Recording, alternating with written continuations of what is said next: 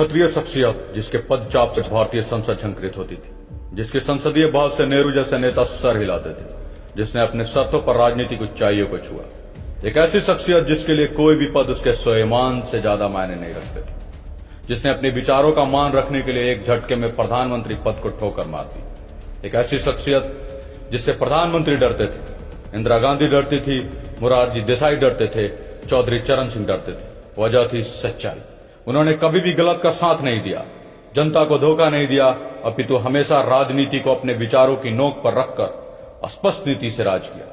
वो व्यक्ति हैं बलिया के बाबू साहब, महान तेजस्वी समाजवादी नेता एवं भारत के 8वें प्रधानमंत्री श्री चंद्रशेखर जी।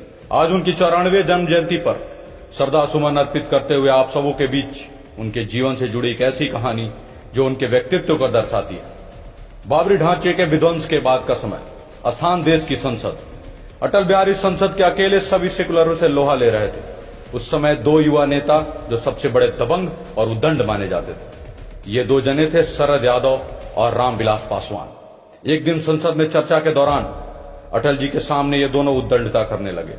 तब वरिष्ठ नेता और भारतीय जनता पार्टी के अध्यक्ष श्री चंद्रशेखर जी ने कहा, शरद, रामविलास, तुम्हारे पिछले जन्म के कुछ पुण्य कर्म हैं जिसके कारण तुम्हें अटल जी को सुनने का मौका मिला है। इन्हें ध्यान से सुनो, ये राजनीति के महाग्रंथ हैं। तब शरद यादव ने अपनी दबंगई दिखाते हुए चंद्रशेखर जी को टोका और कहा, अध्यक्ष जी आप बीच में मत बोलिए। बस फिर क्या था, चंद्रशेखर जी ने भरी संसद में अपना रौद्र रूप दिखाया तो इन तथाकथित युवा नेताओं के पसीने छूटने लगे। चंद्रशेखर जी ने उस समय कड़कती आवाज में कहा था, मुझसे ऐसी भाषा में बात करते हो, संसद भवन के बाहर ऐसी भाषा में बोलो शरद। मैं तुम दोनों को यकीन दिलाता हूं कि तुम्हारे आने वाली पीढ़ियों में कोई गुंडा पैदा नहीं हो पाएगा। यह सुनते ही दोनों को सांप सूंघ गया और वे भयभीत नजर आने लगे। सदन से बाहर निकलते ही उन दोनों ने चंद्रशेखर जी से क्षमा याचना की और आगे से ऐसी गलती ना दोहराने की बात कही। एक अक्खड़, मनमौजी, गंभीर और फौलादी जिगर वाला नेता जिसने राजनीति अपने शर्तों पे की, किसी की मेहरबानी को कबूल नहीं किया, देश का प्रधानमंत्री तक बना और कांग्रेस के दुष्चरित्र को भांप कर उस कुर्सी को ठोकर मार दी। ऐसी शख्सियत तो किसी स्वाभिमानी राजा का ही हो सकता है ना, जिसके लिए देश हित के आगे व्यक्तिगत हितों का कोई मोल नहीं।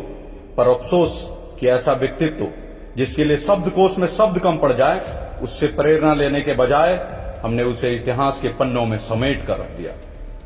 जरूरत है उनसे सीखने की, नमन करने की